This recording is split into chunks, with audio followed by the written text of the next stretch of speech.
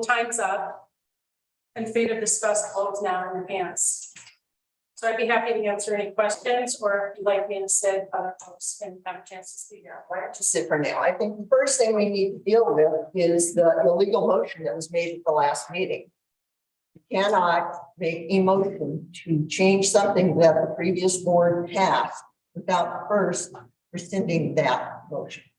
So that was an illegal motion.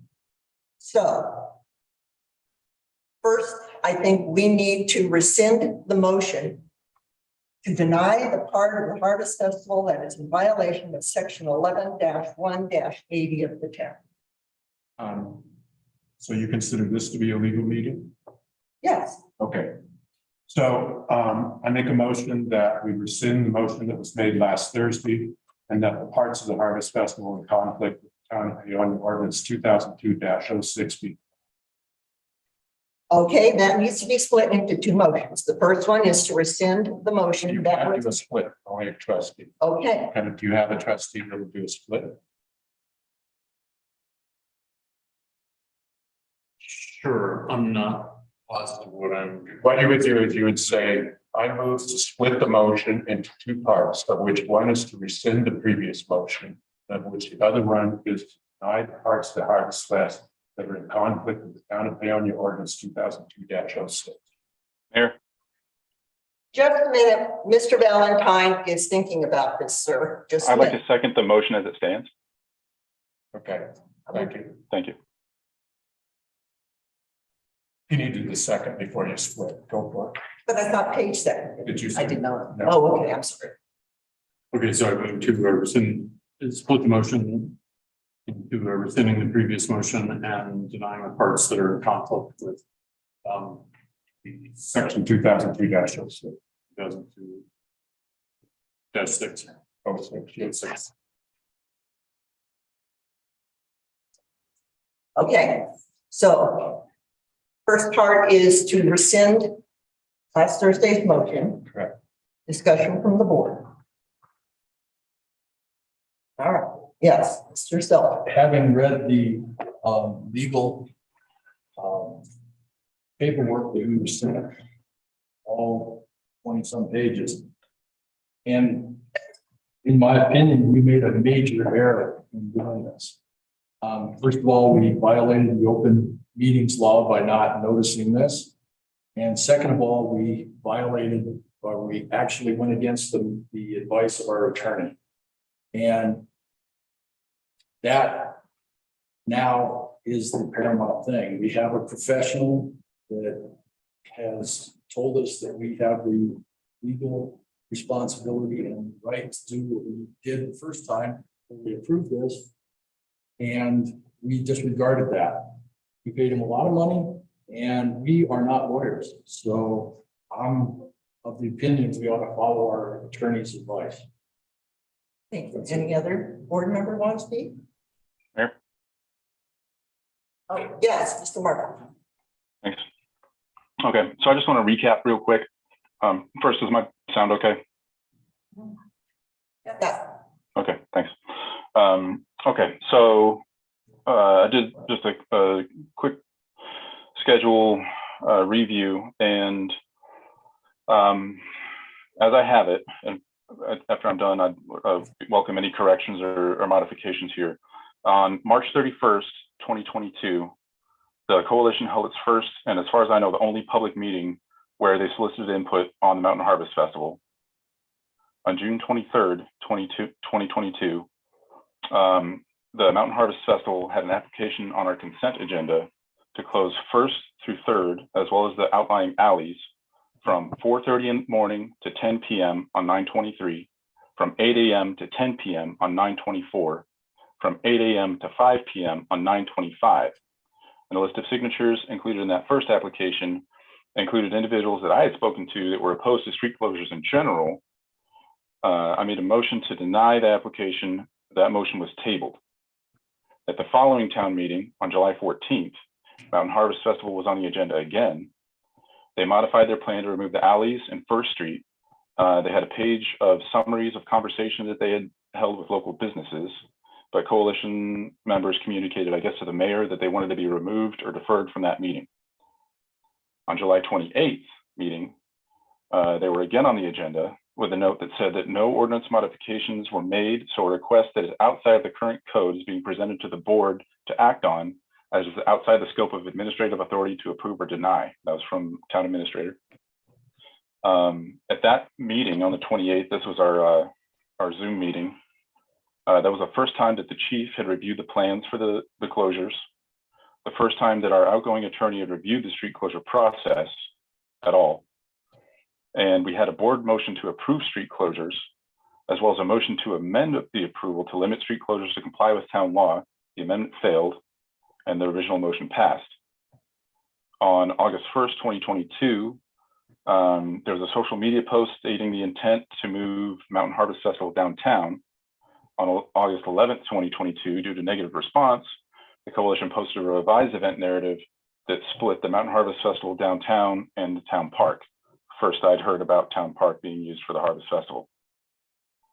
On a meeting on August 11th, 2022, the board voted to hold Mountain Harvest Festival at town street closure time limits.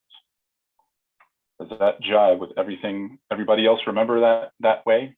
Anything I missed or got incorrect? That sounds like what I remember. Me as well, and thank you for that summary. Okay, thank you. Regarding this motion, I think we're basically back to where we started. And if we have reliable advice that says that our previous motion does not stand, and on the August 11th meeting that we're going to hold our citizens and ourselves to town laws, and that motion was inappropriate, I think it's totally fine to say that it does not apply. And I am totally in support of holding that motion in force at this time.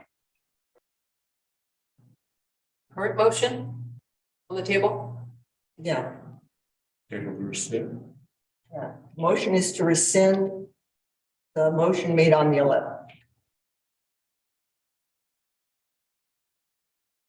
Okay, all right. Anything else from the board? Me.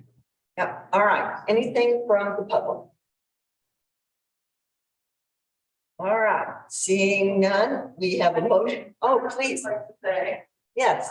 State your name and I own refinery on Grandness, and I just want to voice my support for street closure because I really do think that it would be a positive thing. I understand that there's, the issue, but it sounds like you guys have the power to do the thing that would really help a lot of our business. I just wanted to voice this. I feel like I don't get enough chances in here.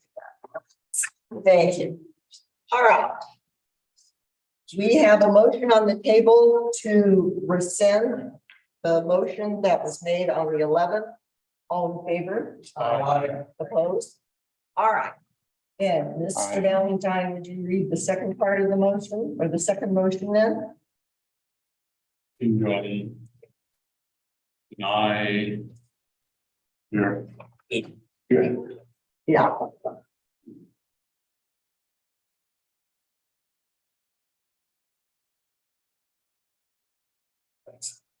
To deny the parts of the Harvest Festival in conflict with Town of Pawnee Ordinance 2002-06. That those parts of that Harvest Festival would be denied. Okay, we have a second on that motion. Okay. All right, discussion from the board. Okay, so I think we should start with some history of this whole process. And I do want to say that I'm not opposed to the Harvest Festival. I was on the board that started it. And I was on the board that paid for the bandstand. And I put a lot of volunteer time into it. To me, the most important thing is that we follow our laws. We don't break them. So on June 6th of this year, the Norfolk Valley Creative Coalition submitted a application for street closure, which I have here. In this application, they stated, I have read the attached street closure ordinance 2002-06 and fully accept all responsibilities required by the town for the street closure. Now, of those responsibilities, there's two things. One is that you said you read it and you signed a document saying that, yes, I've read it. And you've also said, I've looked at 2002-06 and I am in agreement with following these rules. Two parts of 2000, most of this is you've already done. You've done a good job on it. There's two parts of it we're comparing. One was applicable open container laws within the town shall apply in all street closure events. The other one is street closure shall not exceed 5 hours in duration except on Sundays. State of Colorado recognized holidays for closure may occur up to 10 hours. Now, you agreed to be bound to this. So that was mistake number one. We all make mistakes in this, and I'm going to start to enumerate them. Mistake number two, the clerk should have noted the deficiencies in the application and returned it to you people for corrections, but instead passed it to the board. Our clerk blew it. We own that one. Mistake number three, the town attorney makes a bizarre argument that the town laws are just administrative and town board can override laws. That's incorrect. Those laws are binding on us as a board and binding on you as citizens. So we have a lawyer that doesn't know what the law is. Mistake number four, town board assuming the lawyer has to say, Okay, Mr. just Webb, do not interrupt me. I have the floor. Just don't interrupt. I respect your ability to speak, respect mine. Mistake number four, town board assuming the lawyer was correct, approves the street closure. They break the law and they break their oaths. We've taken an oath to uphold the laws of Paonia. And this is a law, Paonia, passed in 2002. Actually, you voted for that law and so did I. That was mistake number four. Mistake number five, I pushed through a motion to deny the illegal application. I knew it was sketchy and I own that mistake. But I did it because there's a 30-day time window approaching. And we need to remedy this thing fast because by the end of next week, you don't have any options. So here's what I suggest is that in order to make this legal, you just take a pre-COVID copy of street closure and the liquor permit, and you take that copy, change the dates. It's already proven, it already works. Send it to the park. It also has a pub crawl and stuff downtown. You submit that to the town clerk, and then we can get this all done legally. You'll have the Harvest Fest. It'll be just like every other Harvest Fest that ever happened. And you won't be breaking any laws, and we will function within our laws, which is really important. This whole process started with a lie. Either the North Fork Valley Creative Coalition did not read ordinance 2002-06, though they certified that they did, or they did read the ordinance and choose to not accept the responsibility to follow it. Trouble with lies is that they often unravel. As people try to prop them up, it just gets worse and worse. We have this model vehicle code thing trying to close the streets, which is kind of a sign of desperation.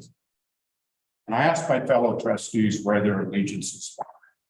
Is it tribal to the coalition, or do the allegiances lie with the general public rule of law? Both they swore to uphold the laws of the town of Paonia. That's what I got to say. okay, other members of the board? Yes, You might miss that. I echo quite a few of the concerns of trustee Weber, but there are two things I wanted to point out. And I also will say, I love the Harvest Festival. We have been coming for 12 years and we have friends come and pile in our house and come. So not against that at all. But there's two things to keep in mind with our code. And it is the code that what is referenced in the application. The only person who has the authority to review and approve the street closure permit is the town administrator. Trustees have no say in application for street closure, none whatsoever. There is no exception that the trustees can provide. It's completely silent. Trustees have nothing to do with this. This should not be even coming to us. The point being, it is the administrator's responsibility that she can approve it, but it has to have met all of the provisions in the code, and it has not. And therefore, I say we're not in a position as trustees to say anything about closure of the street. It rests on the administrator. And the administrator works for us. And she took the same oath of office we did. which was to uphold the laws of the town of Paonia.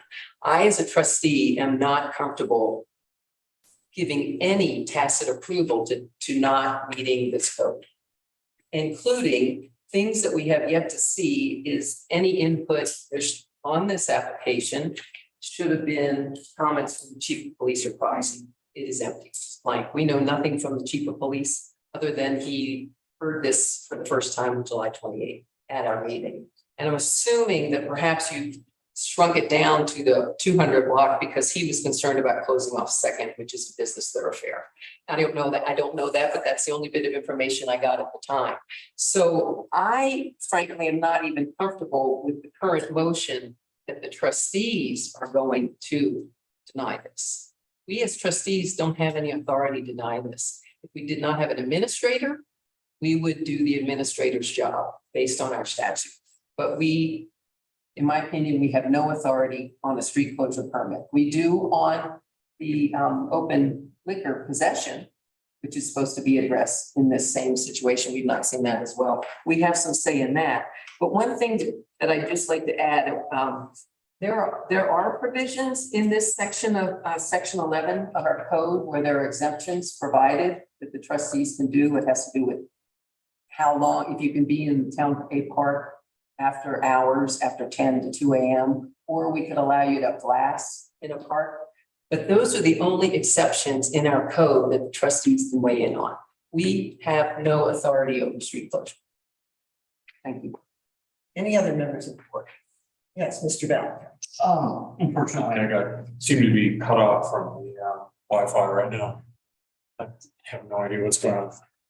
I thought I remembered in the packet a statement saying that in fact the board of trustees did have the power to make those kinds of decisions. So we can. Here you go. So I was I think you're looking. referring to that paragraph. No, that's that paragraph. Probably, I don't want to waste time reading it. Anyway, I thought I saw that in there. Correct me if I'm. No, correct. Any other? Yes. I'll trustee.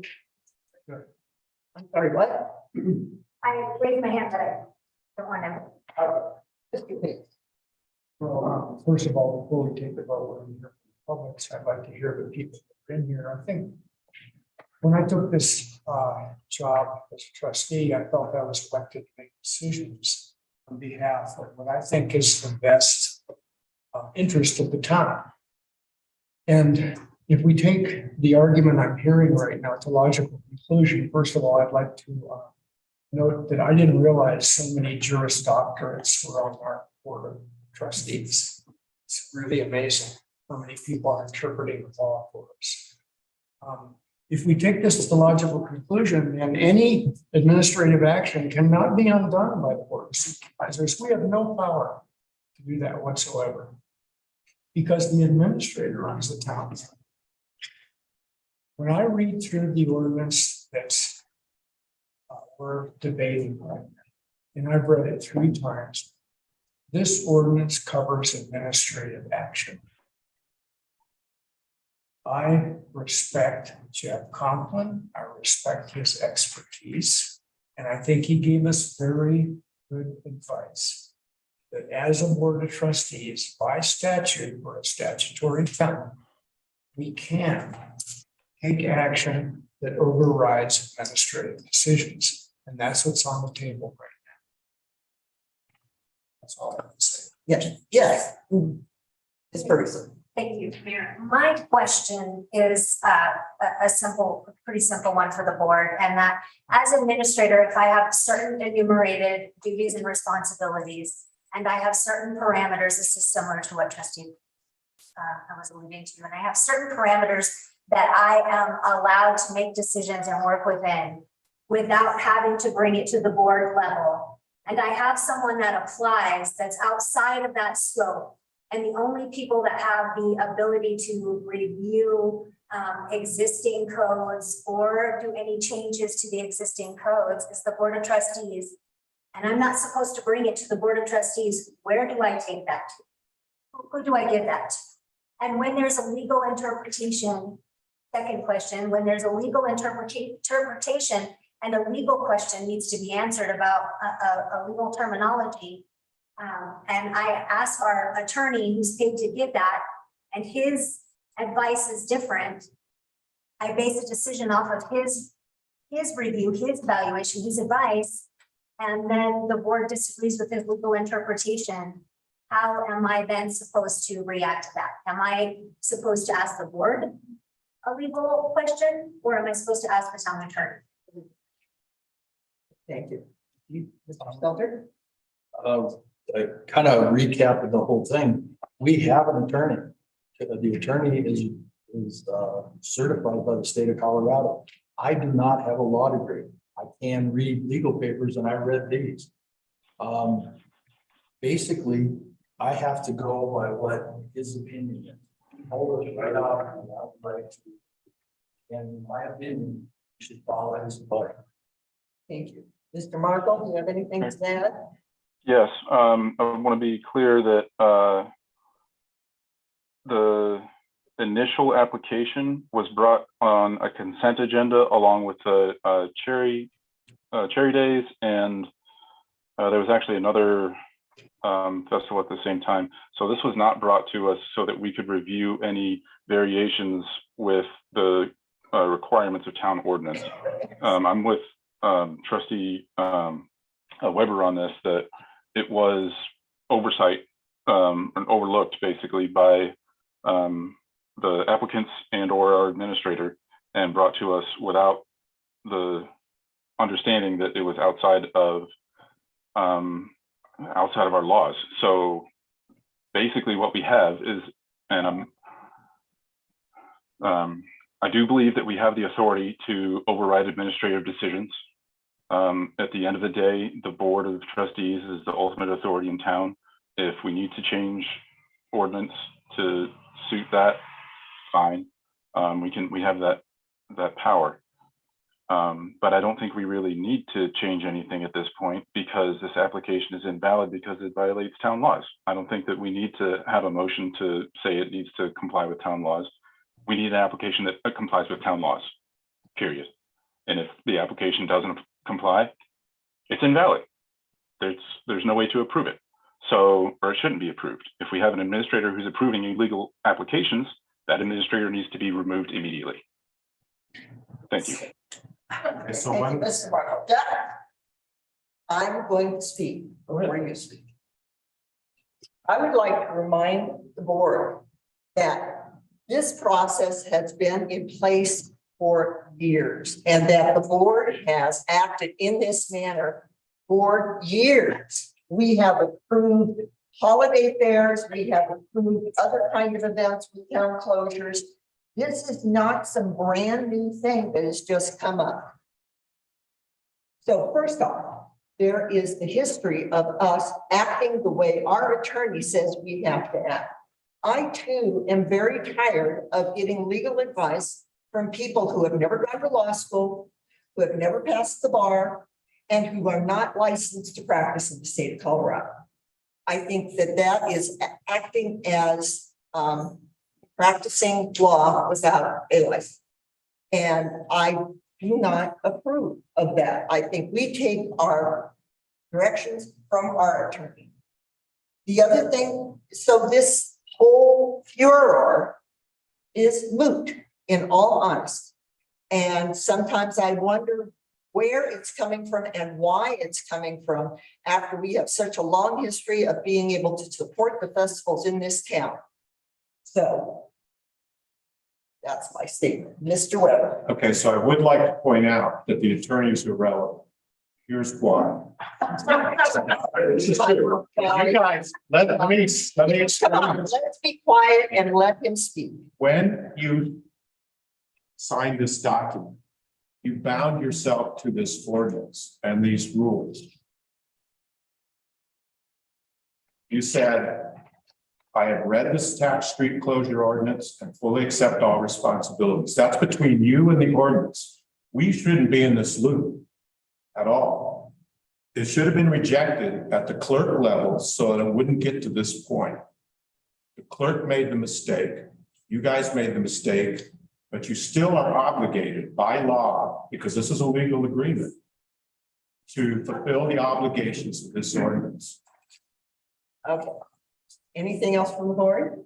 I would just like to add that I am not purporting to be an attorney. I am reading the language of the code, which gives the trustees no input whatsoever. Other code does give us the ability for input. And here's the other thing. I had asked for our administrator to share some previous approvals to the effect of overturning this code, and I was never provided anything, nor were we provided any of that in our packet. So I take exception that as new trustees, we have to accept that things were done in the past when we have no proof or evidence that the police chief weighed in, that you had open containers and all of the requirements for open containers were met. So I feel like I'm in a very uncomfortable position because I'm supposed to take for face value that this has always been taken care of appropriately. Because right now I am very uncomfortable because it's not being taken care of appropriately. And given to us to make another decision other than following the ordinance. Thank you. Anything else from the board? Yes, Mr. Stelter. What we're coming up on here is we're micromanaging everything in this town to the point where we are paralyzed. And we can either run this town or be in this town, or we can micromanage every rule and end up redoing every ordinance at every meeting so that we can get any business done. And that's where we're at. We're paralyzed by this. It's time to make a decision and just go ahead and live with what we've made a decision to do. That's what my whole thing. Okay, thank you, Mr. Stelter. Yes. I'd like to talk about the elephant in the room. The elephant in the room is that our lawyer resigned. Why did our lawyer resign? Because we have 3 board members who would not follow his advice. He was one of the best lawyers in the state. He was an expert at water law. And 3 of our trustees would not listen to him, took advantage of a meeting where there was one trustee missing and could make some major changes while that trustee was gone. So I'm talking about the elephant in the room. The elephant in the room is the people who do not follow legal advice are accusing the rest of us of not following legal advice. Thank you. Anyone else? Yes, Mr. Mark. Thanks. Yeah, we don't know why the lawyer quit, Dave. He hasn't made a statement. So that's conjecture. And regarding having always done something in a certain manner, if you've been doing something wrong for years, that's not a reason to continue doing it wrong. That's worse if you continue doing it wrong because it's the way you've always done it. There are 2 reasons to change, or 2 reasons, I guess, that I never accept as justification for doing something. 1 is because we've always done it that way, and 2 is because I say so. If you can't find a better rationale, you need to really rethink your rationale because that doesn't carry any water whatsoever. Secondly, what's the motion? What are we talking about? Would you read the motion again, John? So the motion is split into 2 parts. Second part is that parts of the Harvest Festival in conflict with Town County Ordinance 2002-06 be denied. Okay, so what we're voting on is whether or not the Mountain Harvest Festival should follow the law. Right? So if the Mountain Harvest if we're voting yes, we're voting that Mountain Harvest Festival should follow the law. If we're voting no, we are giving them permission to, what's a good, like not withholding laws, but we're suspending our laws for them, right? So anybody who votes no is voting to suspend our town laws for the Mountain Harvest Festival. Anybody who votes yes is voting to enforce our town laws. Is that how I understand it? That's how you understand it. Is how I understand it correct? We are voting whether or not I to. disagree. I disagree, and I think several other Your board agreement members. or disagreement is immaterial. Your opinion is completely immaterial. My question is, are we voting to enforce town laws or not? And Mr. Markle, that is your interpretation of what this says. We have. The motion is six to, members of this the board, motion and is, one more time, the motion is what? Park Mountain Harvest Festival in conflict with the town of Faneuil ordinance be denied. Okay, so the parts of the application which are illegal, we wish to deny. Yes or no? Thank you. Thank you. Okay, members of the public, No, I still got one more thing. this is your third time, sir. This is a serious subject. Let's get it through. Let's do democracy right.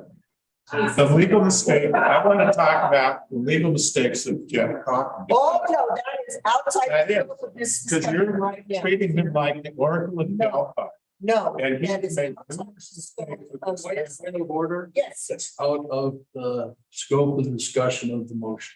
and I uphold your decision. All right, members of Point the of public, order. Ms. Ferguson.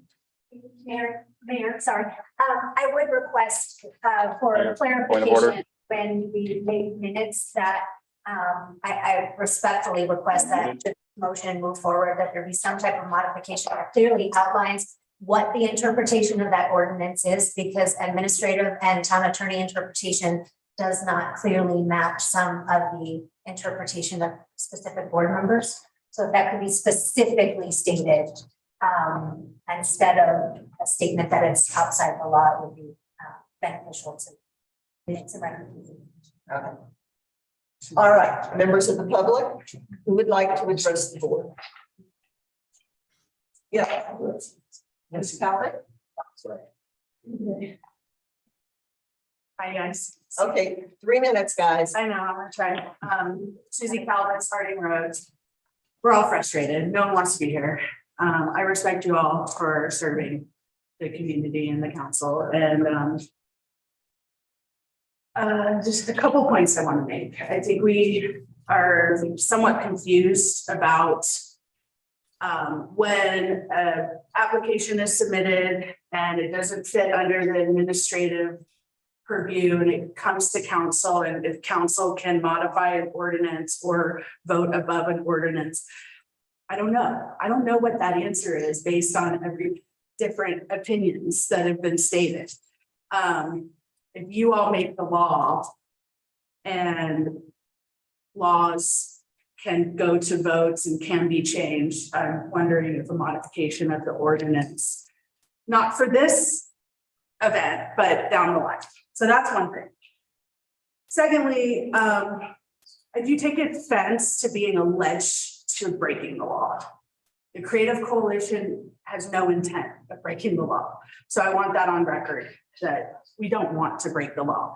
Perhaps we didn't understand the ordinance. Perhaps we didn't understand that by coming to town council for a vote, there could be a modification to the hours permitted for the street closure. I want to say that I was at the meeting presenting last Thursday. I was there till 9:35. I called my husband at 9:38 when I got in my truck. And I watched the YouTube, and we brought this up maybe 9:40. You were about to do disbursements. You were talking about how you all needed to be more orderly. And then Mr. Weber was allowed to hijack the rest of the meeting and the vote went down. That just doesn't feel right.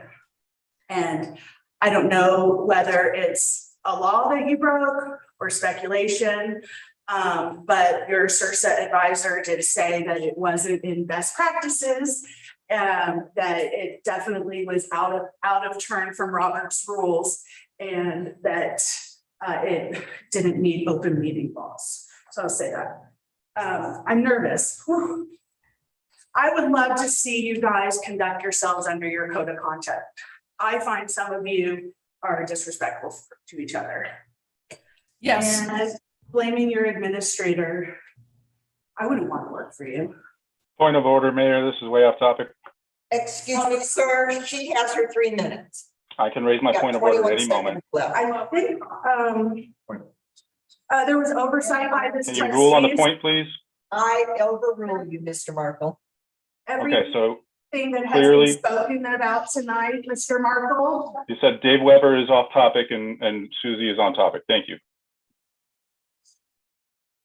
Okay, you have another 21 seconds. Okay, I'd like to say at the initial meeting where Harvest Fest and Cherry Days were on the consent agenda, and Mr. Markle was the appointed trustee to present our packet, he admitted to not reading the packet.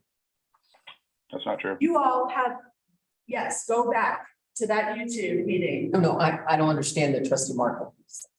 He was the appointed trustee to bring up Mountain Harvest Festival. Well, he did. I don't know if he was appointed or chose to. Anyway, you're not following your own rules. You're making mistakes. We do not want to break the law. Follow your code of conduct. Your confusion about the ordinance. Please stop blaming your staff. Okay, thank you. Next, what else? Ms. Watts?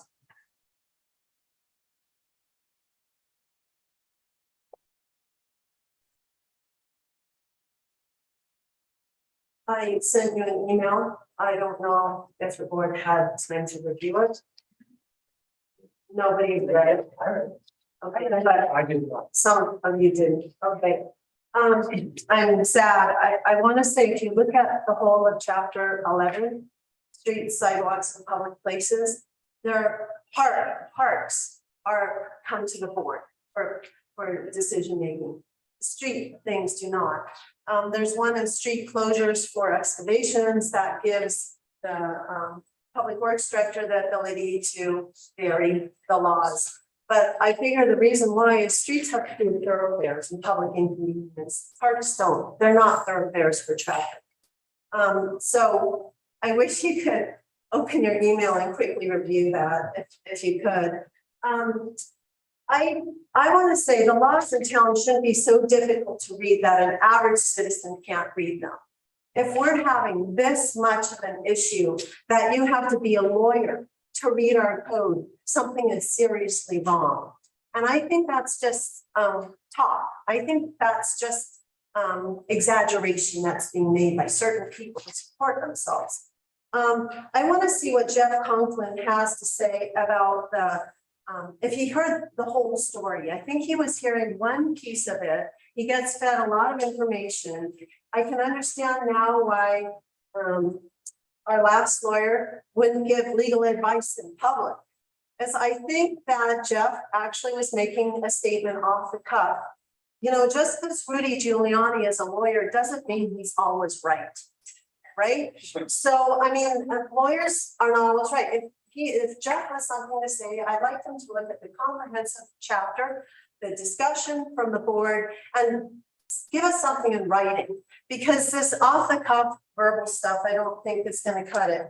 I want to talk about, okay, so the traffic code that you supposedly would apply here, it has to do with state highways. So you can throw that out of the window.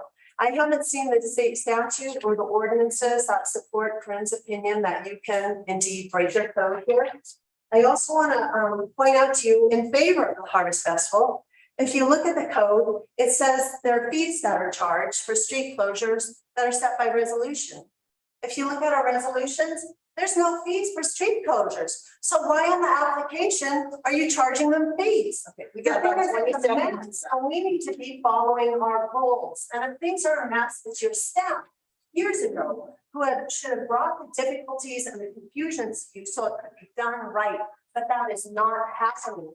And our code is the messiest closet in the world right now. You open the doors and everything falls out on you. Thank you. Thank you. Who else would like to speak out?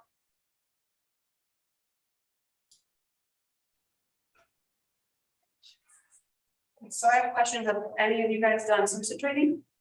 Been appointed to the board? I mean, and I say appointed, not actually elected. Yeah, all of you did new, like a new SUSA training. I have not. There was. This is my 9th year on the board. Yeah, No, it's not. I mean, it is, but not. So have you done new SUSA training? I have. No. Let's just. No, I don't want you to. It was scheduled. Yes. Okay. Are you all aware of the sunshine law? Yes. I want you to know that in your own code of conduct, it says that board members shall treat other board members and the public in a civil and polite manner. You also are limited to speaking 2 times on any subject. Unless we're making a motion or seconding, you speak twice, not 3 times. Doesn't matter if you want to speak twice. So that's what your own thing says.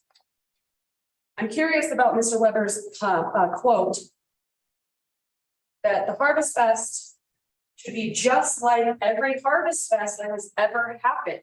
So previously, the Harvest Fest was all held on Grand Avenue. So I'm curious what the ordinance was at that time. I'd like to specifically know if there was a similar ordinance around street closures for 5 hours and how that was approved. I'm curious about your question about allegiances, and I wonder about the allegiances in the room as well.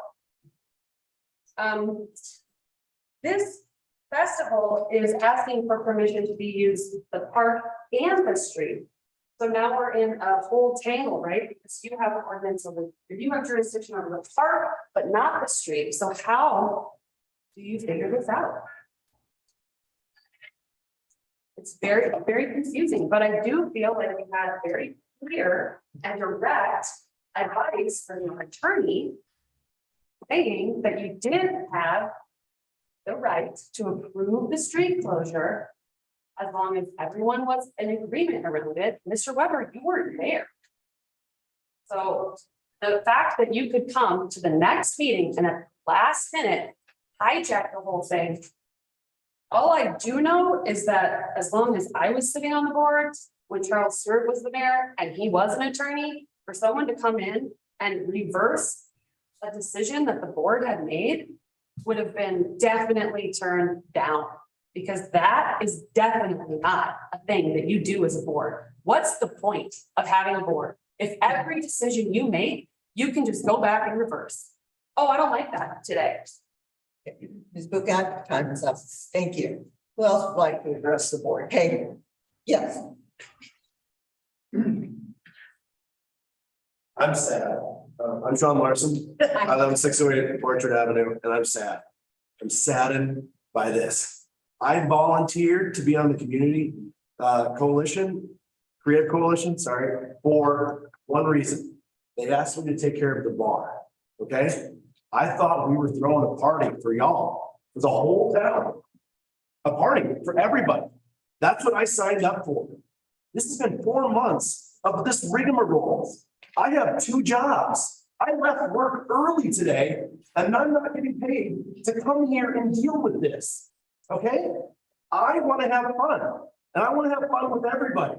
Okay? And this is ridiculous. We have an opportunity in this town to show everybody who's been working their butts off and creating the harvest that we want to celebrate. Okay? And everyone in this town has been working hard this summer and doing this, and we all deserve to have a good time. And that's all we're asking for. And I would appreciate it if y'all stepped up and made that happen. Thank you. Thank you, sir. Who else would like to address the board? Yes.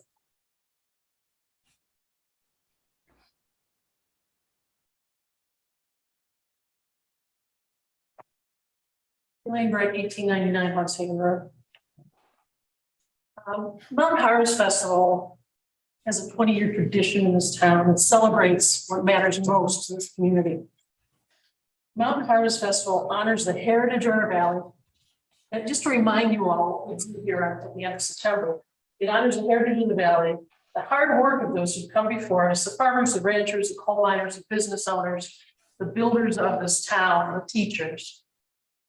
Mountain Harvest celebrates our small town and the sense of community that we all share. And we work together, put together this festival for and by our community. Mountain Harvest showcases our beautiful landscaping, the mountains, the rivers, the valleys. Mountain Harvest Festival is a testimony to this community's respect for freedom and independence and responsibly organizing and putting this event for the community. Mountain Harvest expresses a creative spirit and the importance of culture and arts in our community, as it's been always, and hopefully will always be, for the town of Paonia and the North Fork Valley. I have worked in leadership development I've done seminars and workshops and when I listened to the last 15 minutes of the last trustees meeting, I thought about something that I used to give to my classes to ponder. And this is a statement, it comes from the military, American military, I believe it's General Patton. And it says, lead, follow, or get out of the way. It has military origins, but it challenges leaders of all kinds to decide their decision-making behavior. Will you lead by taking responsibility and making decisions based on values, community values, not on personal agendas or on personal interests? Or will you lead or will you follow? Listening to the broader scope of our constituents, of our community members, and inspire and challenge others to lead? Or will you simply just get out of the way and not put obstacles so that others may get the job done? We have leaders in our community who have taken this responsibility. In other towns, the towns take responsibility for their signature festivals. You know that? In the town of Parachute, they make $60,000 a year off one of their festivals. The town takes the responsibility. Here we have community leaders taking responsibility. I will. I look around this room, I look around this building, I look around the town. I don't see any stone tablets. The Board of Trustees has had the purview to make decisions on variances, on exceptions, on exclusions. Your time is up. Please wrap it up. Thank you. You've done that in the past, as Mr. Knudsen has said. Why not now? What's the grudge? Thank you. Who else would like business? Don't do that. Yes, ma'am.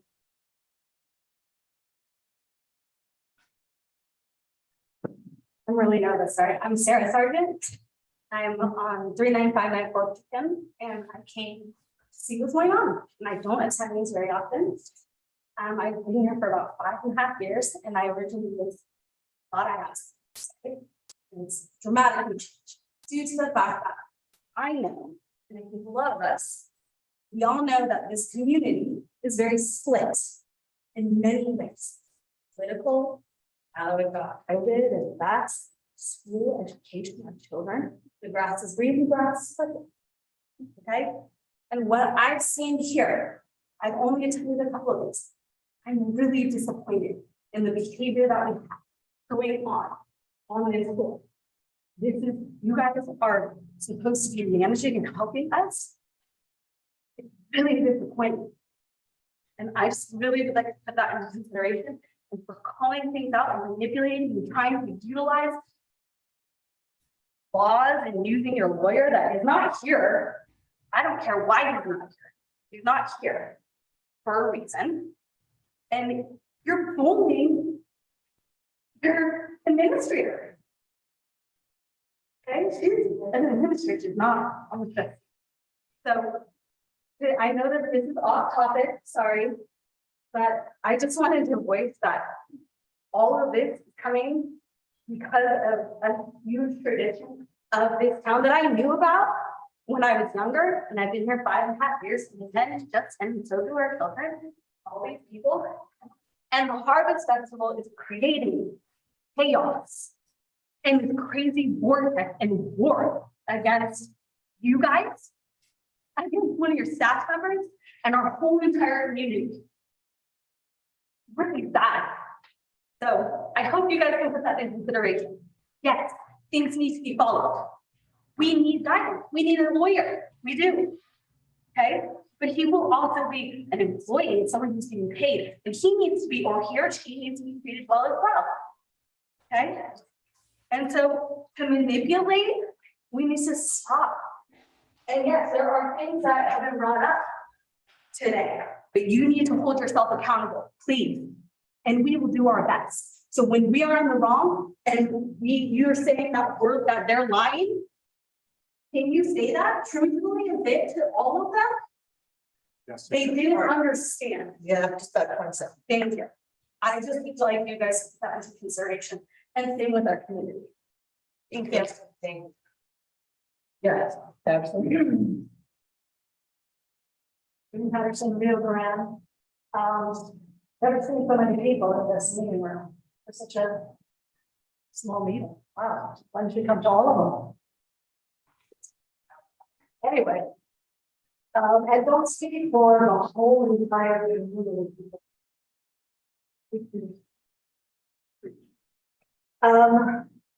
The laws were broken, the code was broken. There's nothing more to say. They rushed things through. There was plenty that they had to review and revise. It's getting late, yeah, too bad, sorry, that's the way it is, that's life. It is, who else would like, yeah. Mr. Mentor, Main Street, thank you all for the time that you put in. I know it's a lot and I appreciate it regardless. I do attend the meetings next year and start to do it remotely. I've been watching this all the way through. My interpretation could be wrong, but I thought that when the Creative Coalition came to ask for a variance, to ask for the extended street closure, and that was approved by this board, and they made financial decisions and planning decisions and a lot of time and money and energy based on the decision that this board made. And then that was ripped out from under them when they weren't even here to defend themselves. So I applaud you for rectifying that. And I ask you, I beg you, I encourage you to please let this happen. I own that building right there. I would love to see the street closure happen. I would love to see the festival happen. Please. Thank you. And Mr. King?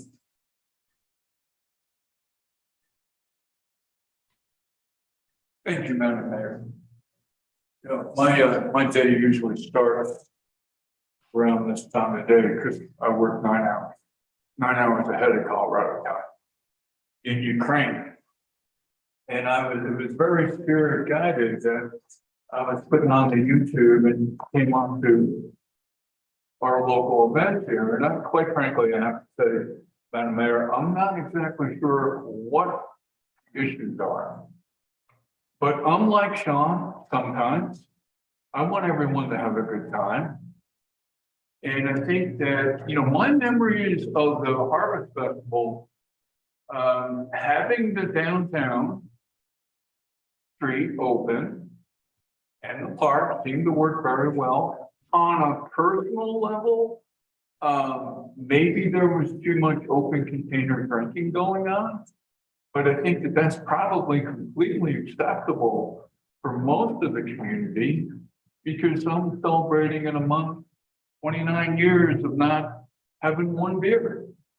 I have Sean's cider maybe once every 2 years and enjoy the heck. But I just want to say that I think that there's a lot of people that I know have been working very hard for this year's event. It's in a transition where you've got this creative coalition involved with it. And I think that we should do everything possible to make sure that it's done in a good way and we make some money on it. You know, I think that there's no reason why we shouldn't be able to do that and have a good time. And I got to get back to you, Frank. Thank you very much. Anyone else? Yes. Chuck Kleinman, 47 American Avenue. I'm a member of the new member of the board and helping these guys to bring this to fruition. I do this for a living. I produce events. I'm a site director for both Country Jam and Grand Junction, who's Telluride, and many other events nationally. I'm seeing that part of what's going on here, I believe, and unfortunately, this is my busy season, so I've been going to most of these meetings and following through these guys and watching some of the videos and stuff. And what I feel kind of what's happened here is I think, you know, I understand that this volunteer board, none of you are professionals. I do think that's the point of a board of trustees. That's not a knock, that's just how our representative government works. You are volunteers. And I think to some extent we got some bad advice somewhere along the line, and that what should have happened here is we should have been coming and asking for a variance to this.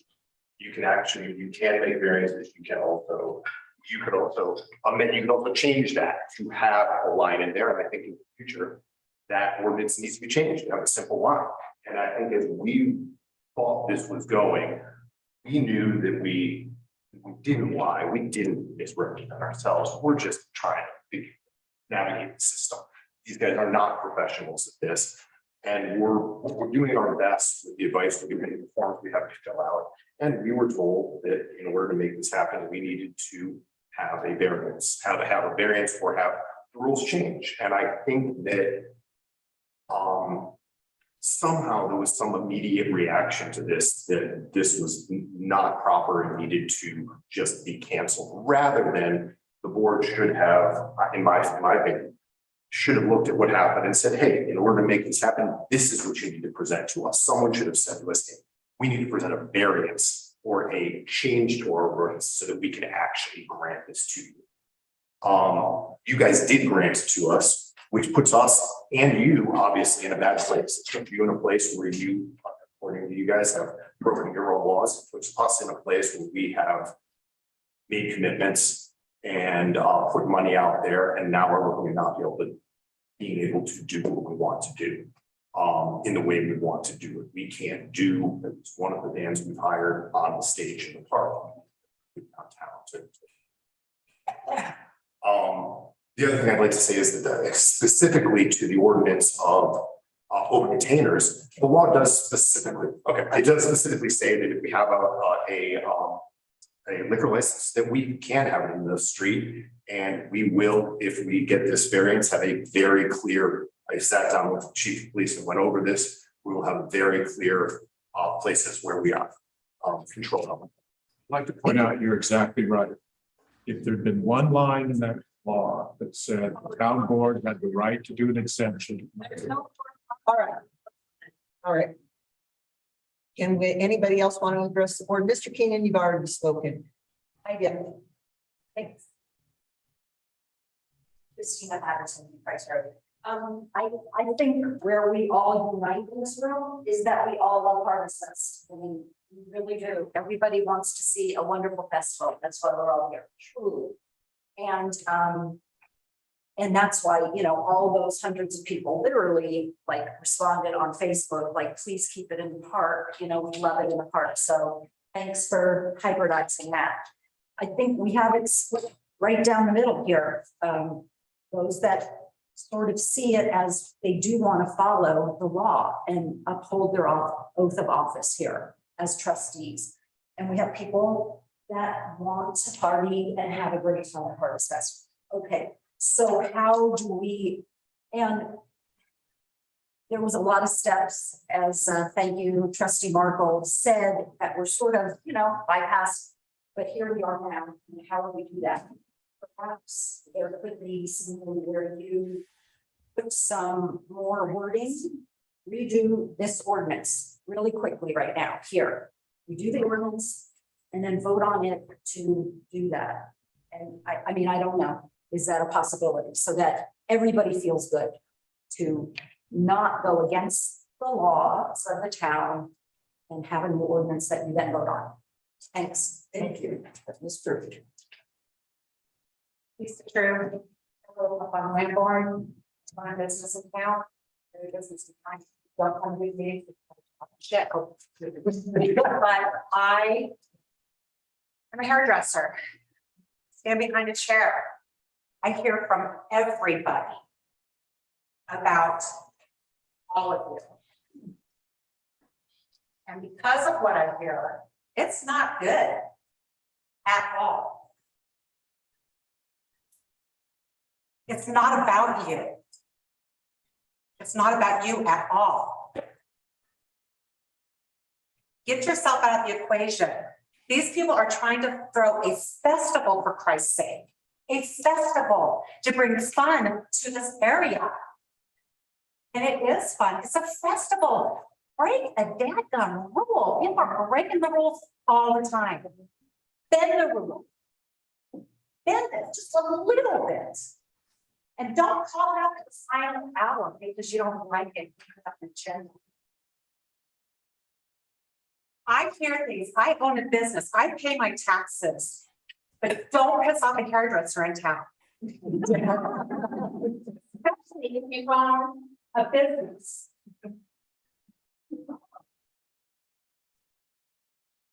This is insane. I'm ashamed of most of you, and I do not have respect for you.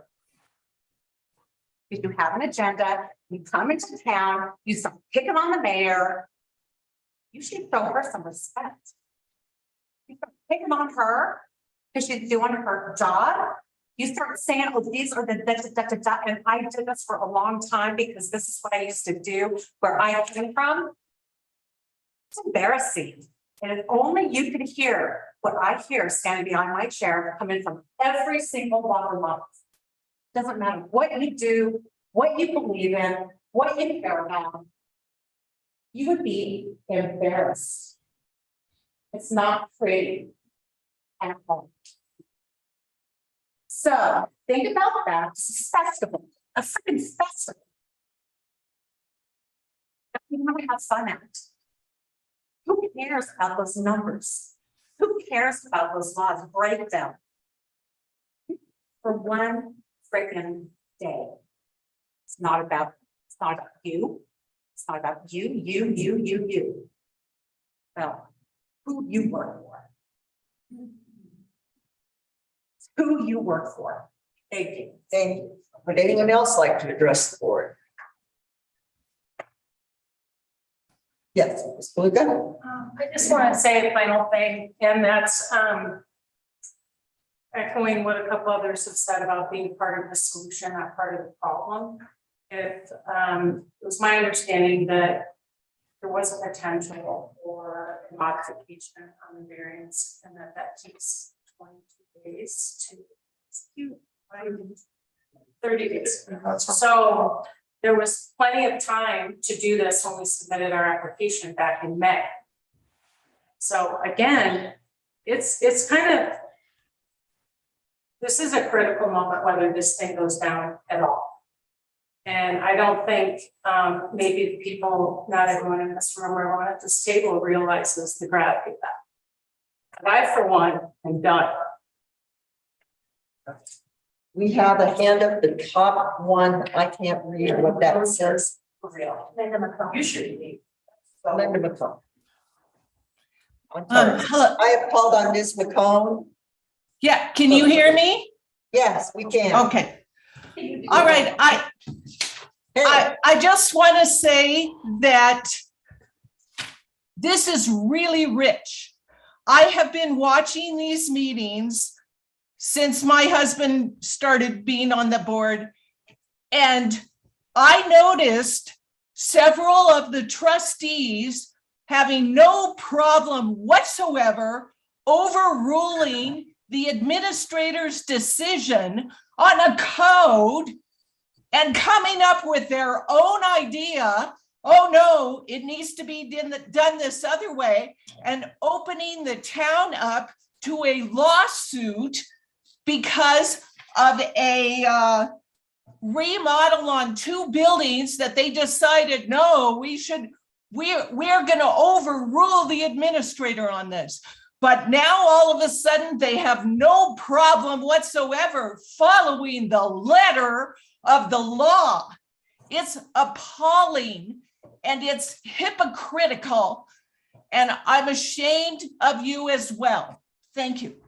Thank you. Okay. Anyone? I'm sorry, Mr. Keenan, you've already spoken once. I would say one thing. No, Mr. Keenan. Thank you. Thank you. Thank you. Yes, ma'am.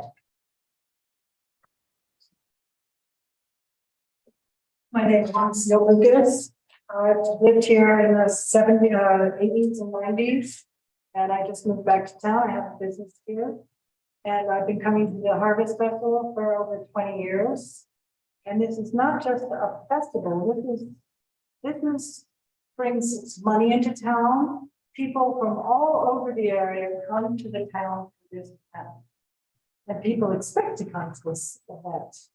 And I really think that I've lived in Aspen, I've lived in Carbondale, I've lived in Butte, and I've watched boards take away. I wasn't expecting to speak, so I don't know. I'm having a little difficulty, but I've watched boards not supporting the businesses in town and creating an atmosphere that is congenial and festive. And they've made so many mistakes. Why don't you be a board that is supportive of the town, supportive of our spirit, and just make it happen. This is a festival that people from all over come here for. I came here from other places for this festival, and it's an important festival for this. And all of these wonderful people who put so much energy into it. Why are you having so many problems? This is not right. I mean, be a board that supports the town, the spirit of the town, and the business. Thank you. Thank you. Okay, Ms. Patterson? Yeah, thank you. So like I said in my email, you got two clear differences of opinion on your ordinance, how to interpret it. And I don't see any evidence in this meeting that you're any closer to reconciling that. We can play the blame game for hours, for days, and we have, and it is painful for everyone involved. I think at this point, I really hope you find a way to support the event, whether that's as an experiment or a variance or whatever it takes. Otherwise, you're basically punishing the community at this point if you shut them down. At the same time, I really hope you will revisit your ordinance. As Ms. Watson said, if it takes a lawyer to interpret an ordinance, there's something really wrong. So I hope that your next order of business is to revisit the ordinance itself so that this incredibly painful process where no one's a winner never happens again. Thank you. Thank you. Anyone else from the public? Okay, we have a motion on the table. Thank you. That the parts of the Harvest Festival in conflict with the Town of Payoneer Ordinance 2002-06 be denied. All in favor? Mayor? Oh, yeah. Trustee Markle has his hand up. All right. I just have questions. Thanks. For our presenters and for our administrator, regarding the motion. I was wondering if anyone had any understanding of what parts of the application are in violation of this ordinance and whether the application can be modified to comply with it. Thank you. Yes, Teresa. I am aware that the application says 4 hours and it should say 5. Outside of that, that's the only section of the application that I considered outside of the ordinance and needed to be. Okay, thank you. All right, we have a motion on the table that the parts of the Harvest Festival in conflict with the Town of Payoneer Ordinance 2002-06 be denied. All in favor? Aye. Aye. Opposed? Nay. All right, that motion is fails. Would someone like to make an alternative motion? Yeah, there has to be one approval. Someone has already approved. No, I just reaffirm. I'll read from. Because there's a modification. I'd like to make a motion that we approve the application of the Mountain Harvest Festival as modified. Do I have a I'll second second that. discussion from the board? We've had 20 years of Harvest Fest and never have one that had to break the law to happen. So this one will, but I know the community, parts of the community want it. All of the community wanted it in the park. But really the emails that we got from the town were almost totally wanting it in the park. And we used to have just a pub crawl downtown. I don't know if you know the history of the Harvest Fest. Zach Mann, Bill Bishop, Sarah Bishop started it. They were the singing group. ZBS News came to us. Rick Stockton, Helen Highwater were part of that process also. And we set up this ordinance that we are breaking was set up specifically for the Harvest Fest. The reason it got set up for the Harvest Fest is our chief of police came back and he saw open containers on the streets and his police officer standing there and he just chewed them out. Then he came to us as a board and asked us to write an ordinance that would keep the liquor off the streets during Harvest. wanted to point out that that's a history. Anything else from the board? All right, anything from the public? Yes, Ms. Watson? Fine, 3 minutes. I'd like to point out that in the application, I did not see any large event permit for Forest Park. They are using the park and there's no permit for that. So that seems to be missing. Also, if they're gonna be moving to town park now, you're gonna have to get a park permit for that. And I will say, it looks like I haven't reviewed it, immediately, but it looks like it can be approved administratively. That one, I'm not sure the board has to comment on, but I do want to point out, it is missing. There's been some really sloppy staff work here, and I'm sorry if people get on me for wanting our staff to do a good job, but sometimes I think these problems are because they're not doing a good job.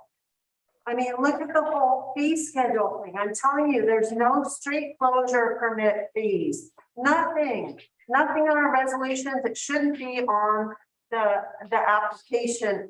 Why is this being put out to the public? Someone needs to be aligning our applications with our codes, because it leads to confusion otherwise. This is what you pay staff members to be doing, and where are they? Thank you. Yeah, it's Ferguson. Forest park occupancy for events is under 100 people, a large park permit applications are required if it's 100 people or more, and in 2015, 13, near the bottom, there's a street closure permit fee of $100. Okay, thank you. That's for a small park event, and those don't go to board for any board approval. Okay, yeah, all right, In the resolution 2015-13. okay. Yeah, Not in the newest one though. all right, we're not gonna carry this back and forth. It's done. Yes. Well, sorry. Calvis. Oh, it's okay. You know, you go. So I've been in the Valley for almost 12 years, not as long as some of you, Suzie Caldas, Harding Road. But in that time, I helped found the Creative Coalition, and along with several people in this room. And I have managed almost all of the grants that have declared us a creative district. So I've given almost 10.5 years to economic development and cultural development, I guess. I'm really surprised that the town doesn't have an economic development, at least committee. We've worked closely with you all. Unfortunately, during COVID, Space to Create was kiboshed. That was a real disappointment. I would like to say that Facebook is not the only way to hear from the community. We texted and called friends. That's probably why some people are here to support us. The downtown businesses have really struggled this year. I'm friends with almost every little boutique owner here. Some people can't even hardly make rent. We're not trying to usurp the festival. We're trying to build a community that is prosperous and resilient from trends. And it's been a rough 3-4 years for people who still work and still rely on brick and mortar income. So I wasn't personally in favor of closing the street. I'm just one of several on the committee. I'm hired help now. I'm the marketing coordinator. But I'm a team player. I played competitive sports in college, volleyball, Division III, and I go with my team. I'd like to see you guys become a team. That would be really nice. I want to thank everyone that came out to support us. And I also want to say we've been in discussions with Mountain Harvest Creative since 2017 about merging. 5 years. The previous board was exhausted and tired. COVID took a hit on people. They had some seed money, but they had no energy. We stepped up. We're ready to lead. However, being bashed on Facebook, being alleged of breaking the law here, it's exhausting. It is exhausting, you know, and come on now, let's be a team, okay? Let's have some fun. Let's get along. Thank you. Marla, Drew. Marla True Carlson. Oh, sorry. Orchard Road. You know, again, I've been going to Harvest Fest since the beginning, and I feel like new energy was so needed. So thank you so much. Because it was kind of losing steam, to be honest. It was getting pretty boring, and now it's getting really, really fun. Plan our mates. Just, this happens in every town. It's wonderful. Every wonderful town has great festival, and they close the street and they make it work. And there's can-do people that support us and that make it happen. And if things need to be redone, then write your little notes and then redo it. But to not be a can-do person, to make this beautiful things happen. I feel like when I'm listening to the meetings, I'm like, are there people that just want nothing good to happen? That just want to say, no, no, no, no. Because it's can-do people. It's like, let's see that application. Let me see how we can see that work. Let me see how we can make that work. Oh, that's interesting. Instead of let me see how we can make it not work. Let me see how I can, what little quote I can find, what little statute I can find to make it not work. Maybe finding the things that do make it work would really allow this town to move forward. I don't want to go back. I want to go forward. So thank you guys for your work. Thank you so much for your work. Thank you. All right, this one go. No, I've just. Well, let me last. I have a great teachers program. I just wanted to reiterate and agree with something I've heard. I've been here for 10 years. I moved here to start a family, and my partner. Everybody knows he's awesome. I'm not speaking for him here. Daniel Biggerstaff. He is a part of Mount Harvest every year. And so I've been going to these harvest festivals for a long time, and I gotta say, they're awesome, like the most stressful night of his life. But there's just so many venues, and it is so exciting. Everybody gets to be involved, but I have to say, it's been losing steam. I don't think I've even gone the last few years. But I have to say, I'm very excited to hear that some new things are happening, and some new changes are happening.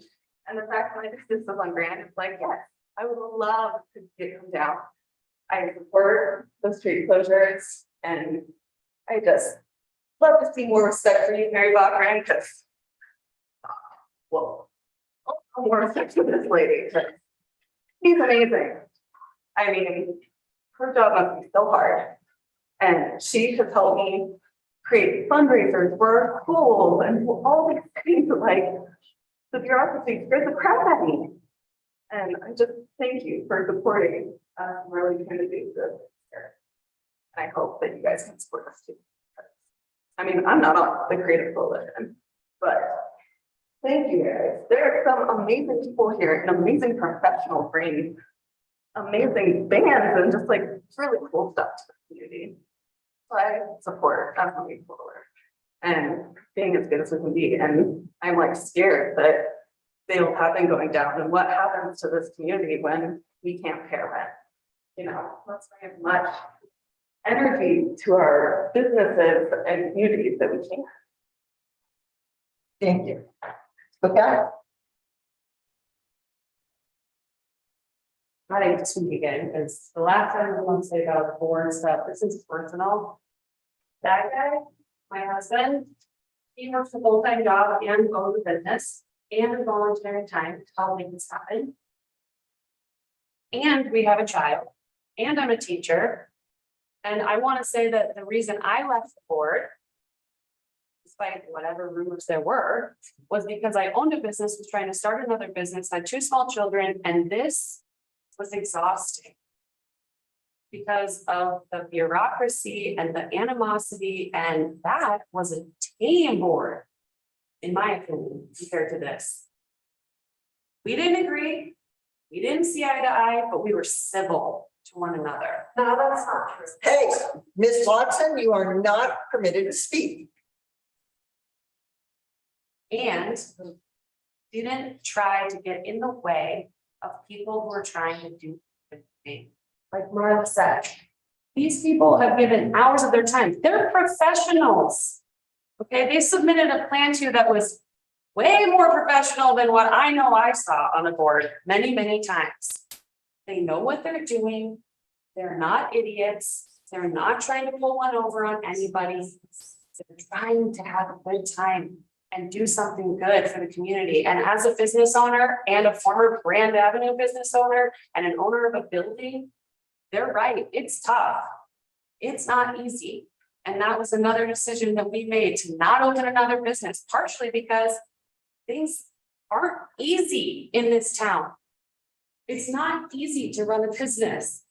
It's not easy to jump through all the hoops. It's not like there's enough local support to make all of these businesses thrive. And the more you push down on these people and say, oh, how dare you try to make a living? How dare you try to make a profit? That's what they're doing. They're running a business. It's not community service. It's a business. And no one should be vilified for trying to run a business. Because guess what? All of those dollars from the mines, they're gone. And they're not coming back. And as somebody who was on the finance committee looking at those numbers, that's never going to be what it was. And if we keep crushing the businesses downtown, what's going to happen to the budget? Every year, it's going to get smaller. And you can't just keep raising the sales taxes and hoping that that's going to bring in money. People will not make it.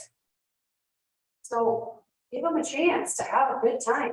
One day in September. Thank you. Yes, Deb. Mary Lee Talbot, 4th Street. I direct the community theater in town and have for a long time. So I don't have anything prepared. This is improv. It's an improv class. Taught an improv class last night. A lot of feedback I get is improv, that's terrifying. What will we do? I don't know what to say. There's no rules. Some people live their lives that way. Some people need a script. Everything written out in there. And that's what they need in order to feel safe. Other people need flexibility and creativity. We cover that whole spectrum. Some people are exhausted by tension and conflict and fights. And some people love it. Some people in here seem to thrive off of it. So it's interesting just to watch the evolution of this. I think it comes down to, it could be anything.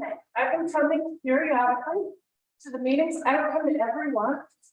I have had some privilege in my life, but not enough that it gives me to come to every single meeting. And it doesn't matter what the issue is. It could be anything, pick anything. And there's always going to be some people who are fighting it. They get a lot of energy from that. And there's some who are just trying to make it happen, trying to do the good stuff for the community. And I want to thank the Mountain Arts Festival Board. I'm so sorry that it's been so hard for you. And I just want to be one more voice to say thank you. And leadership is hard. It sucks. But how is anybody ever going to stand into leadership if all you do is get cut down? We have to make leadership something that people feel supported and want to do. Doesn't mean that you have to agree with every last little thing. But chill just a little. Just so, like, what are you getting? That's my favorite question when I do one-on-one counseling with people, when they're so attached to one way of thinking. What do you get out of holding on to that belief? What does it give to you? And usually it helps, I get to be right. I get to be smarter than, I get to be better than. That's usually what people get when they're holding tight to some rigid way of being. And it's an ego trip to have to like consider giving that up. Second flip. So my invitation is ask yourselves that question. Why do you hold so tight to making something, to being right, to being better, to being smarter, to being accurate? What do you get out of that? So thank you. All right. All right. Ms. Patterson and then Mr. Keenan. You have a trustee whose hands. I know, we're gonna finish public comment. Is there a motion on the table on this? Yes, there is a motion on the table to accept the application as modified. Okay, Mr. Keenan? Thank you, Madam Mayor. Just real quick, I want to acknowledge that the town is definitely pretty energetic when we have these issues. I feel that if the permit was already granted, it's a no-brainer. And it should be rescinded quick. It's that simple. And I want to clarify something, you know, watching something that evolved, that involves the gentleman that's here in the room. And I'm not trying to butter up anyone's organization a few miles outside of town, but I was shocked. The evolution of great entertainment, great events, real positive stuff, where now they have a mobile van escorting people from downtown to the event. And why are they doing that? Well, they're doing that to keep things as chill as possible with transportation and alcohol. That's our big issue, right? Automobiles and alcohol. And Delicious Orchards is certainly really stepped up to the plate with how they handle everything there. The town can do that. I'm not against people running around downtown having a good time with a plastic cup of beer. But I think that it should, the space from the park to downtown, it should be clarified that this stays in a designated area, that's all. I think that, you know, you should, be, as a child, as a parent, I should be able to take the kids down and be 2 blocks away or a block away from that closed off area, and the kids are having a great time. And people inside can do whatever they want as long as they're not driving. Thank you very much. Okay, Mr. Markle? Thanks. I apologize for turning off my video. The internet's not great here. I think it might help. I'm out of state here, and I scheduled this trip back in July so that I could attend our regular meetings.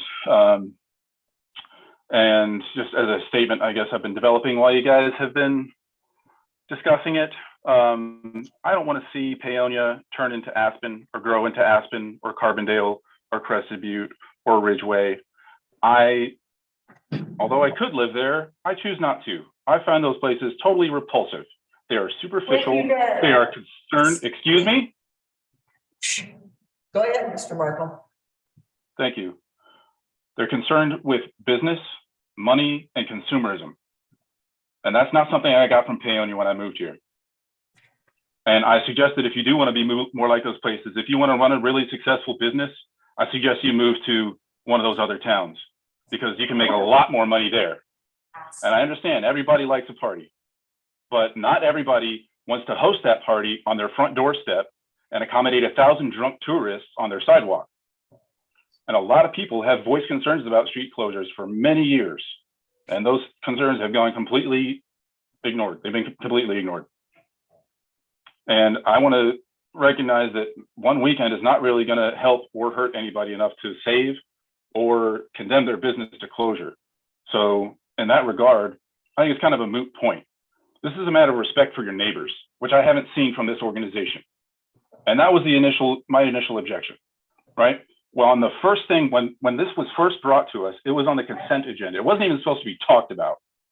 And I brought up the issue because I read the packet And I saw a signature on there of someone who had objected to street closures in the past. And I felt that they may have been misrepresented. I contacted them and said that they were.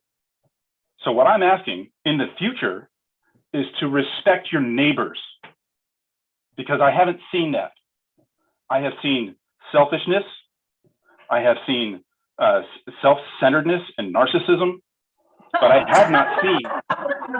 I have not You're seen. looking in the mirror, Mr. Markle. Whoa, let's Thank you. keep it down. I have not seen anyone ask their neighbors, what do you think about how this should work, until there's an outburst. And that's happened, as I recognized at the opening of this meeting, over and over throughout this process. So I encourage anybody, if you want to talk about it, contact me. I try and make myself available all the time. I have not been contacted by anybody throughout this process who's trying to put it together. Beyond that, excuse me, I want to say to the attendees that are here today that please attend meetings regularly yourself. Don't trust third party, second party, hearsay, rumor, newspapers. If you're not here watching what happens, you have no idea what's going on. It is totally dysfunctional. There are huge problems. We just voted to ignore town law. And I think that if you showed up and you attended and you knew what was going on, you might feel differently about how this whole process works. And I encourage you, please show up. Thank you. Thank you. All right, we have a motion on the table to accept the application as modified. All in favor? Aye. Aye. Opposed? Abstain. All right, that motion passes. All right, next thing on the agenda, what? I would like to make a motion on this topic that says I would like to make a motion that we direct the administrator to begin looking at 11-1-80 street closure permit ordinance to reconcile with the applications and ensure that there is public discussion of the shalls on street closure. I really don't think we should be put in this position ever again. So let's talk as a community what we want this ordinance to say, how the applications should be formed. Oh, my motion is that we ask the administrator to present changes to 11-1-80 and the town of Paonia application for street closure. All right. Second. All right, discussion from the board. I'd like to amend the motion to rewrite the ordinance to allow an exemption clause in. Okay, where would you like that put in the motion, sir? It's an amendment. Yeah, but it's still stuck in the motion. What's the exemption? Yeah. It would go into 11-1-80. It has no exemption. We have no way of actually providing exceptions to. And if I might add, to me, that is part of the discussion of updating this ordinance. Okay. Is to look at potential for exemptions or broaden the shalls. Or Okay. broaden the shall I would nots. try the motion if it's in the original motion. All I right, mean, yes, okay. Anything else from the board?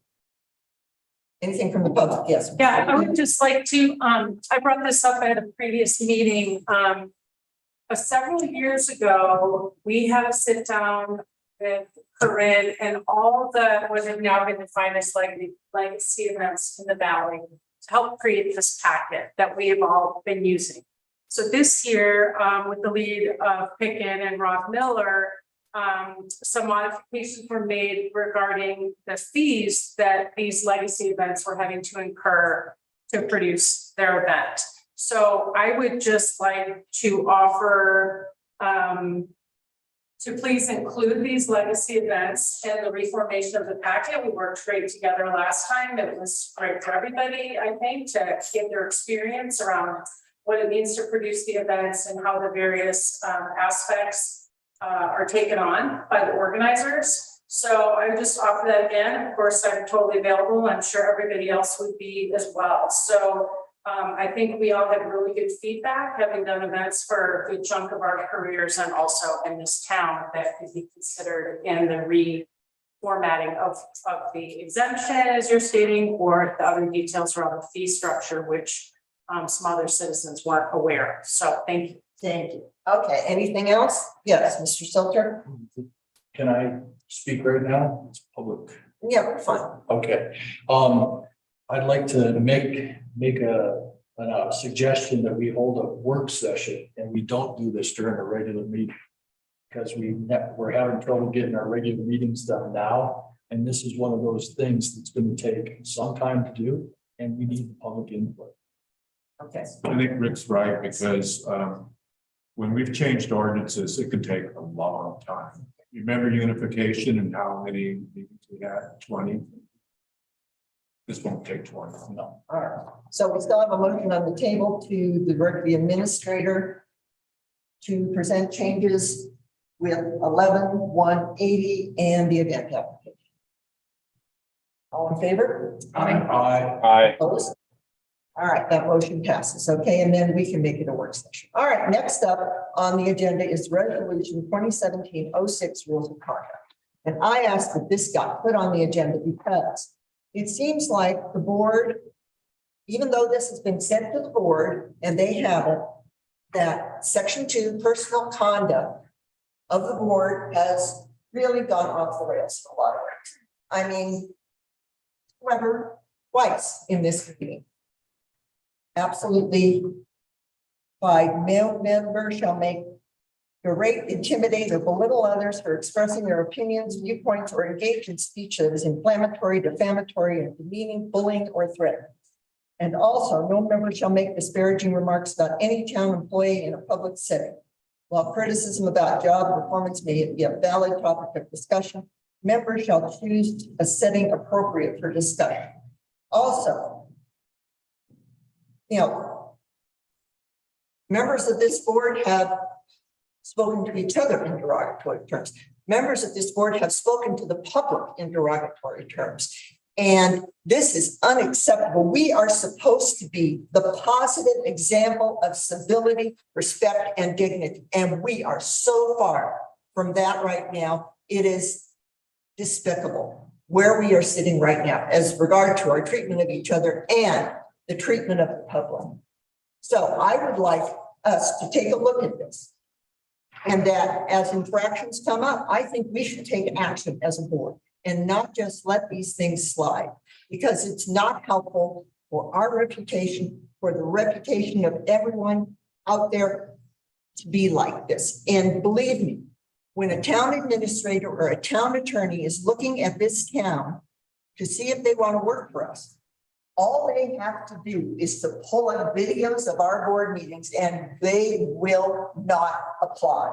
Anybody who has half a brain and wants to work for a worthwhile organization will not apply to this town.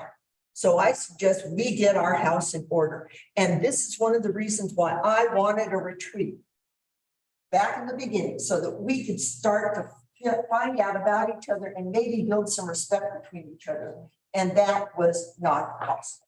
So I would suggest that we look at a board retreat to deal with some of these issues. It has to be a public meeting. Of course, it has to be a public meeting. Nobody's Mayor, I have a saying motion. it's not going to be a public meeting. But Mayor, I have a motion.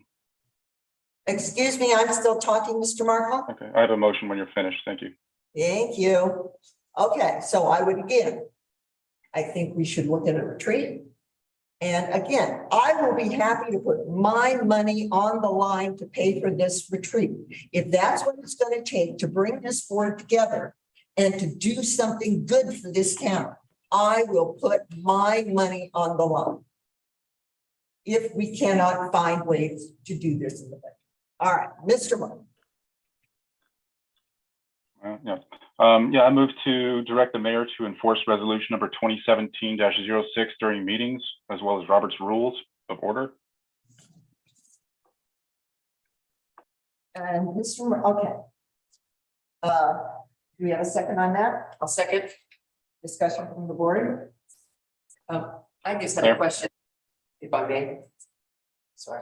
Yes, go ahead. In the past, I have said point of order during a meeting when I thought that trustees were speaking each other in a non-respectful way. But I feel like the response I got was, why would you do point of order? Whereas I believe, according to Robert's rules, if a board member has question regarding what another board member has said or done, that is the way to do it, is point of order. So I would like to make sure that we understand as trustees, how do we make clear that there is something we would like to have stopped or have be discussed and voted on in terms of probably this standards of conduct, but I've gotten kind of pushback, so I'd like us to clarify that as to what is the proper way to do it. Anything else from the board? I think there's some confusion on what a resolution is. Let me just give you the definition. Formal expression of opinion or intention agreed on by a legislative body, committee, or other formal meeting, typically after taking a vote. The resolution is a non-binding written motion adopted by a deliberative body that cannot progress into law. Resolutions are done to show intent. The resolution that was done by board in 2017 is non-binding. If we wanted, that was the conduct that they decided to take in 2017. The proper way to do this is for us to adopt our own resolution on this. The same thing applies to 2017-10, which is always at the beginning of each ordinance. When I saw that, I thought, this does not apply. This applied in 2017, but when that board extinguished, then that also resolution no longer had any power. This board needs to decide its own rules of decorum. And I think that we should do that rather than just simply taking one that no longer is functional and trying to use it. There is some problems with 2017-06 that it infringes on the statutory rights of the board in terms of the ability to hire and fire employees. That's actually in Title 31 of the Colorado Revised Statutes and cannot be overturned. So I think we need to clarify some of that stuff rather than try to live with the ghost. Okay, I would like an attorney's opinion on that. Also, I would like to point out that the mayor cannot enforce this. This is the board that Mayor, if I may. enforces this. This is not the mayor. I cannot throw a board member off the board. I cannot sanction a board member. I cannot think of things under consequences for violation of standards of conduct on my own. This has to be a board decision. It is not mine. If I Mr. may. Watt. Thank you. So here's a great example. I made a motion. It was seconded. And rather than following Robert's Rules of Order and allowing me to speak first on it as the motion, as the maker of the motion, you did whatever you wanted to, right? So that's kind of an example. It's a fantastic example of what I think would help to solve the problems that you're talking about. If you want to see people treat each other with respect, you have to create an atmosphere that garners that. You have to be respectful. If you want chaos, then do whatever you want. It's worked for 2 years so far, I think. And I don't think it's worked very well personally. I think a lot of people really like it. It's probably entertaining for them, but I don't really enjoy it. I think it could be done a lot better. There have been a lot of people who have done this throughout history, and they've come up with a set of rules as to how it has worked for them. And maybe we should try and follow those rules. I don't know, kind of a thought. Regarding enforcement of this, it's about speaking during meetings. And as chair of the meeting, the mayor has authority and responsibility to enforce those meetings, whatever rules you want to have during them. So if you want people to speak to each other with respect, when someone speaks disrespectfully, call them out on it. Tell them not to do it. Interrupt them, right? You can enforce this resolution. Even if we don't tell you to, you could do it, but it seems like you haven't chosen to. And I don't think going on a board retreat is really going to help, because what you're asking for is to create a complete consent. What you want is everybody to agree. And generally what I see is what you want is people to agree with your opinion. That's why you offer it so frequently. But we are not obligated to do that. And no board will ever do that. So what we should do instead, in my opinion, is follow the rules. Everybody speaks to the mayor, right? Nobody speaks to each other. Everyone has time limits. Everybody speaks twice, right? If somebody's out of order, raise a point of order, which I raised earlier in this meeting and went unheeded, not even recognized.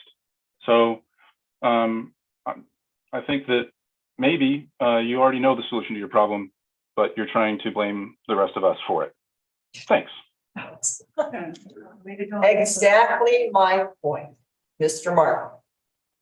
Speaking respectfully to each other. I mean, you spoke disrespectfully to me during your little tirade. Did you want me to interrupt you and tell you to stop? I attempted. How was I disrespectful? I'm I've been sorry. Mr. Point of order. Yes, sir. Please What tell is me your how it point was. of order? Please tell me how it was disrespectful. That's not a point of order. Okay. Point of order. I was not Mr. disrespectful. Mister, it is not a point of order. Okay. How, Now, Mary? when Mr. Weber was This is the starting in chaos. on the This is the lawyer, I chaos. You're attempted doing to it now. stop him and to tell him that he was being disrespectful, and that was not allowed. So I cannot enforce this without the board to stand by me and to do that. So we do have a, Mr. Knudsen, go ahead. Well, here we are. Here we are. I think trustee Weber, well, thanks for recognizing me, Madam Mayor.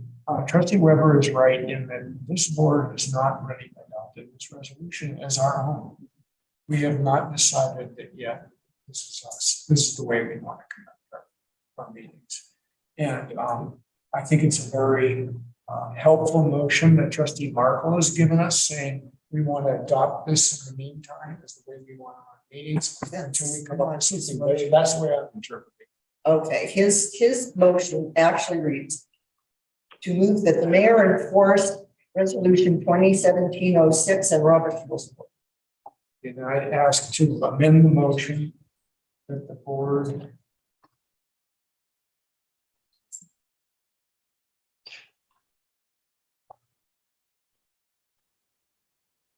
is the carts before the horse. We're asking you to adopt this, and we've decided not to adopt it. Right? Well, So I don't know that we have to. So we have a motion I on think the the table. question to trustee Markle is, wouldn't it, would he consider withdrawing this motion in favor of a motion to the interim adopt resolution 2017-06 for the time being for our standards of conduct? Are you amenable to that, Mr. Markle? I'm sorry, I didn't quite understand. Mr. Knudsen asked if it's amenable to withdrawing your motion and instead for the board to adopt resolution 2017-06 in the meantime. Adopt resolution 2017-06. Okay. I don't think so. I feel like the resolutions, unless we repeal them, I feel like they stand, and we can repeal that. I mean, we can repeal any resolution by simple motion. So if you want to repeal and replace it, I think that would be appropriate. But what I've moved is to direct the mayor to enforce this, and I see no member shall purport to speak, make comments, attempt to act on any. Some of it's definitely without the mayor's, and you can't enforce all of this, but some of it specifically speaks to it. The mayor shall be responsible for presiding over the meetings of the board. I think that I can, if somebody wants to amend the motion to be just for the parts that the mayor is responsible for, that might be more concise, but my motion stands. All right. Any other comments from the board? Trustee Markle agreed to. No. Okay, the motion is still on the table. Motion is still on the table. Can you please read it one more time? Yes, mayor will enforce resolution 2017-06 and Robert rules. That is what the motion is. All right, we'll take public comment. Yes, Ms. Watson. I remind you, 3 minutes. I think it's a good idea to revisit this resolution yourself, make your own. Remember, we're always going back to square one. Things are never perfect. New boards, it's like we're always learning. It's a continuum. And for people to expect that the board is going to be perfect is entirely unrealistic. It's something that you try to achieve. And it gives you a real opportunity to start understanding local government, state government, and even national government. I don't think many of the people in this town realize what it is to serve on this board. That being said, I want to point out, this is all fine and dandy. I feel like the mayor, you've been pontificating a little bit because you're rather famous for undermining me when I'm at the podium. In the last meeting, before I could even develop my topic, you like pulled the legs out from under me, telling me I was off topic. It was not for you to decide. I had the podium, I was developing a statement. That was a clear violation of your code of conduct. I think you've been one of the worst offenders on this board. When that contractor last spring excoriated Tammy Mack and Paige Smith for going up to the water treatment plant, you didn't shut them down. And it was so brutal. Tammy Mack resigned. It was an awful, awful meeting. And as a chair, you have a responsibility to step in and say, this is not right. So I just don't know what to do when the very person that's violating the rules or violating the resolution, the most frequently is the one who's also supposedly enforcing it. I'd like you to address how you're going to, as a board, you've got to start standing up for each other and standing up for audience members too. So this doesn't keep happening. Thank you. Thank you. Ms. Keller.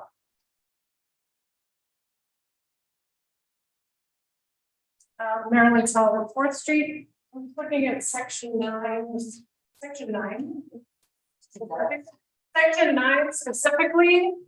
I've been a teacher for 30+ years, and one thing we do at the beginning of the school year is create norms and agreements the students can agree on. What does it mean to be respectful to each other? Section 9, unacceptable behavior, disruptive behavior shall result in expulsion from the meeting.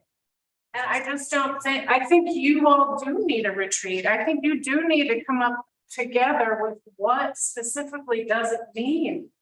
What does disrespectful behavior look like? So that you're all in agreement on it. And when it happens, you can call it out and it's like, okay, great, keep going. There's a lot of things, teaching a middle school classroom that feels motivated there. And I have faith that you can do it. I'd like to keep having hope that you can do it. Often in an 8th grade classroom, there's always 1 or 2 that are super difficult, and that's still the case in this room. But I do think that there needs to be some time and attention paid where you can just come to some agreement on what does it mean to treat each other with respect. So that when it comes up, you can just handle it. And I thank you for your service. Thank you. Anyone else? All right. Yes. Mr. I Luca? just have a question regarding the current code of conduct. Was when everyone was sworn in, did they sign or agree to the use of the current code of conduct? Not at all. Okay, and then I'd also like to know, should any violations of those code of conduct surface, what are the repercussions? And if you're not part of the board and you're a citizen, what is the follow through on either reporting or communicating that to the rest of the board and the mayor? Thank you. Yes, Ms. Patterson. Okay. Oh. Yeah. All right. So Marilee was going off of this, Right. and not the resolution. Okay, we might want to just review this as well. Okay. Yes, young man, you are up.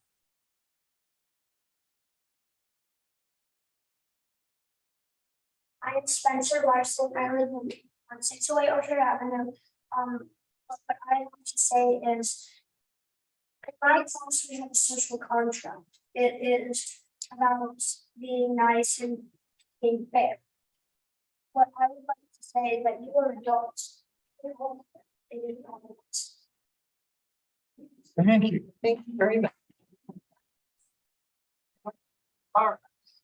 Anything else? All right, we have a motion on the table that the mayor shall enforce resolution 2017-06 and Robert's Rules of Order. All in favor? All right, Opposed? Nay. All right, that does not pass. thanks. All right. It seems, yes, Mr. Knudsen? Let's try this one. Okay. I make a motion that we be nice and fair. And what are the penalties?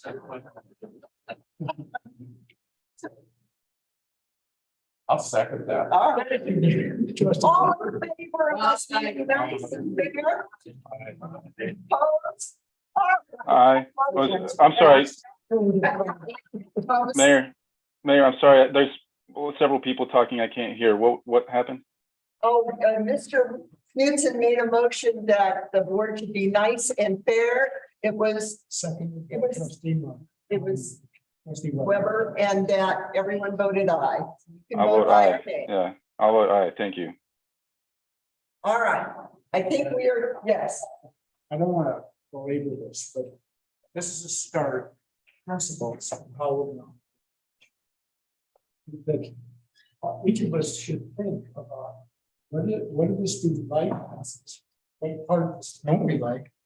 Trustee Stelter has suggested work session. That's much better than. no, that is not.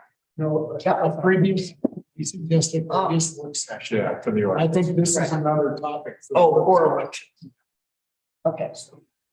Yeah, we probably need to adopt our code of conduct, not this one, but we need to have one that covers. I like the lawyer's opinion as to whether this one's valid. Yes, Mr. Stelter. I like the work session because it's slightly less formal and we can get input from the public and it takes a lot less time. And that's a real big thing. All right, yes, So do we need a motion that we will?